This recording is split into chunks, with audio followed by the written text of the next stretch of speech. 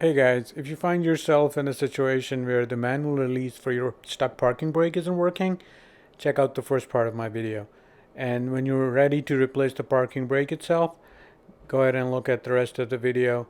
I'll give you a couple of useful tips. Welcome. So let's imagine this is your trunk, and actually it's on the X5. This emergency release is going to be on the left side of your trunk. There are several videos that show you how to release the emergency brake.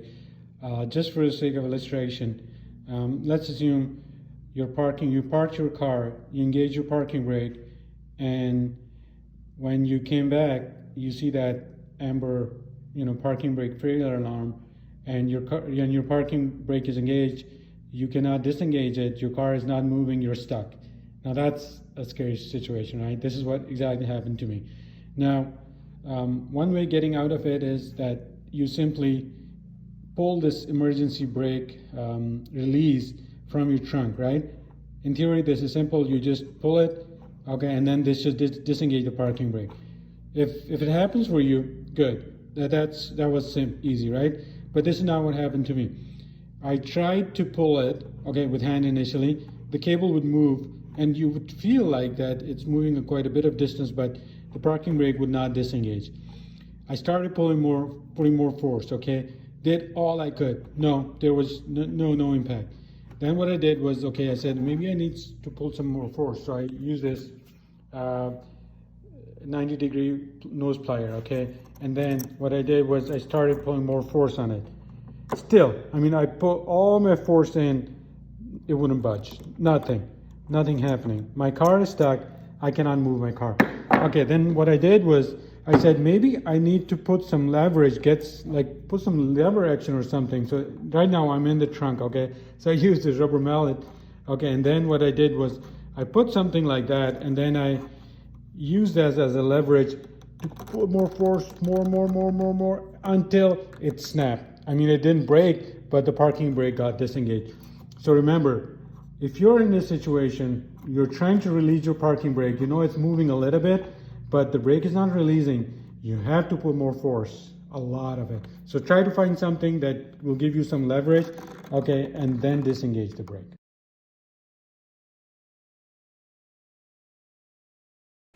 Unfortunately, fixing your car at the dealership is going to set you back by at least $2,000. This is, by the way, the safest option, but obviously it's not the most economical. I really like this option. Although we're getting an aftermarket part, but we're having our local mechanic install it for us. So overall, there's a lot of saving if you compare it with a dealership. Okay, option 3 is the full DIY method. You have to do the installation yourself, although it's going to save you the most, but it is going to be pretty intense.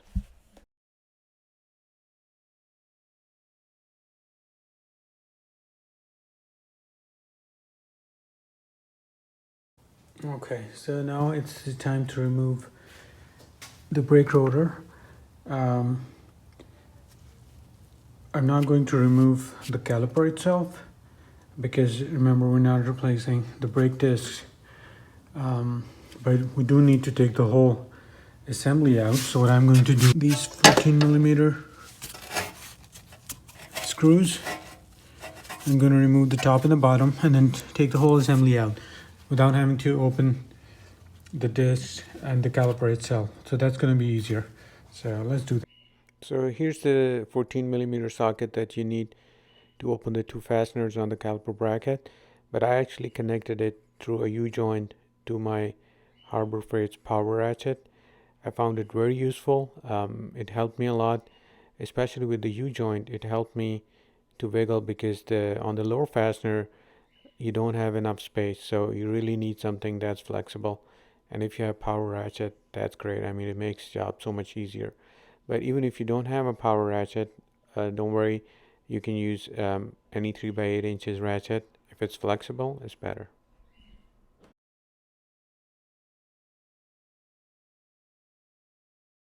So once the caliper bracket is out of the way, it's pretty simple. You just need to open one torque screw and then you can take the rotor out.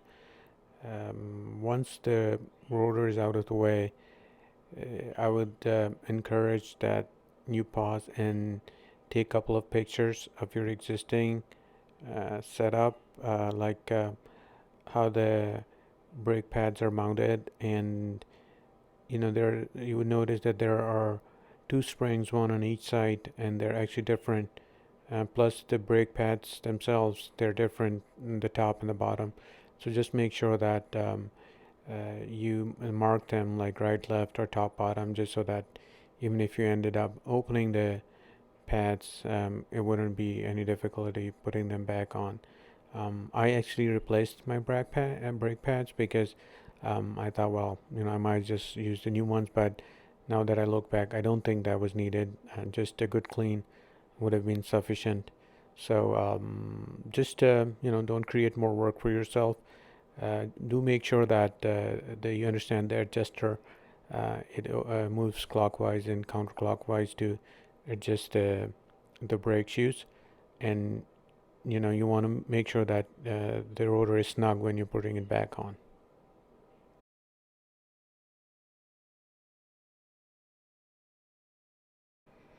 If you do end up deciding that you want to put the new pads on, then I would recommend that you also buy the hardware along with it, like the springs and all that.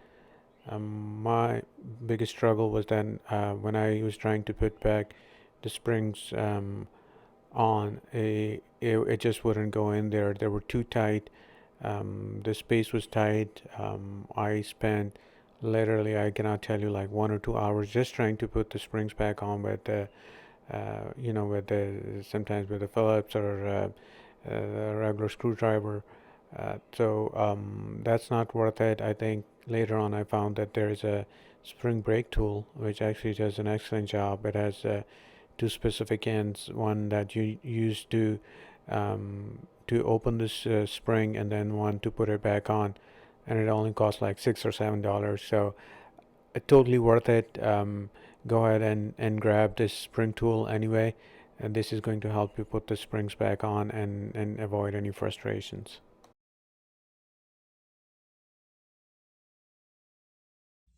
Hey guys, couple of quick tips. First of all, I actually did take my parking brake off of my car, but this is how exactly it's going to be on the car. So it's going to be tied with these screws up to your car. But if you remember, this side is going to the right side of the wheel, and then these two cables, one's an emergency release, and the other one is going to the left side of your parking brake.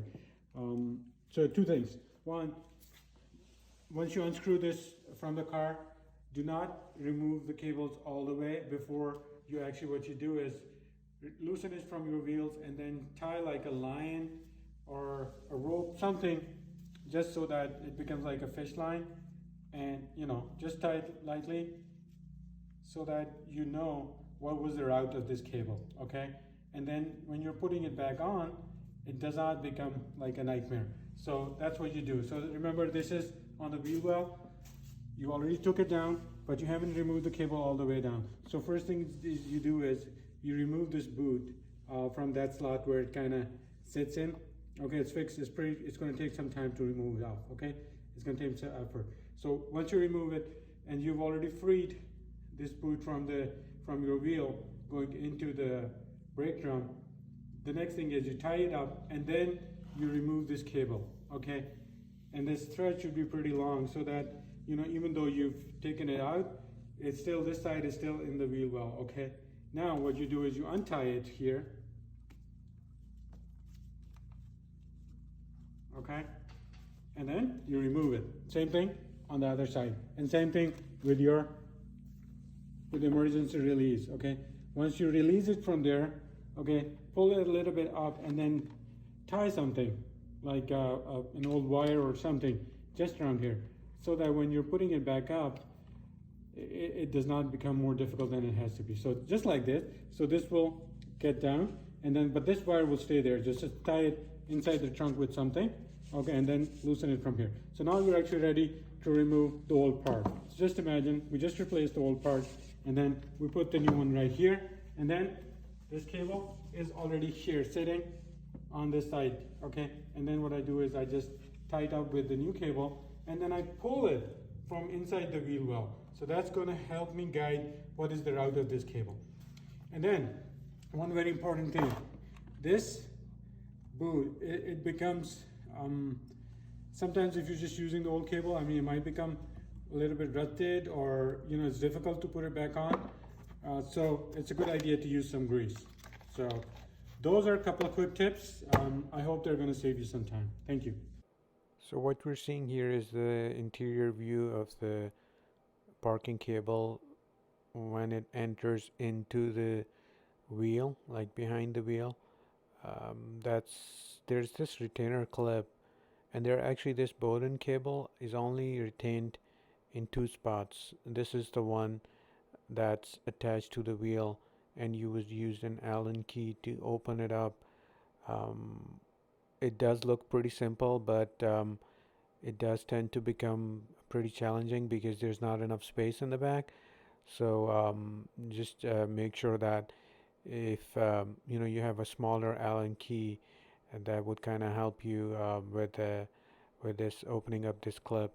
And once you kind of remove the cable and then put the new one in, it would take some effort. You may use some grease at the end of the cable, like where there is this rubber boot. Just grease it a little bit, so that, because it has to go in around 3 to 4 inches inside this channel and into the wheel hub.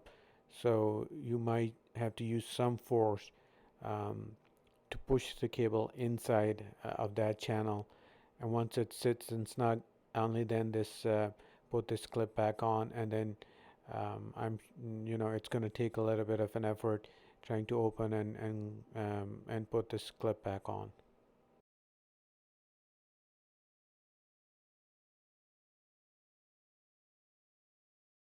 So you power up your brake and you still see the alarm. Try to reset it by holding the parking brake button for 10 to 15 seconds. If it doesn't clear, then you may have to program the parking brake module with your VIN number. I've seen a few videos where people have done that and the alarm was cleared. So you may want to try that if you have the NCS Expert software. It's not complicated, but you got to have the DCAN cable to do it. There are a bunch of videos out there that would be useful. The other option would be to take it to your local mechanic. If they have the BMW software, maybe they can program it for you. Okay guys, I think we've covered the most basic scenarios. I hope you find this video useful. Please leave your comments, and thank you very much.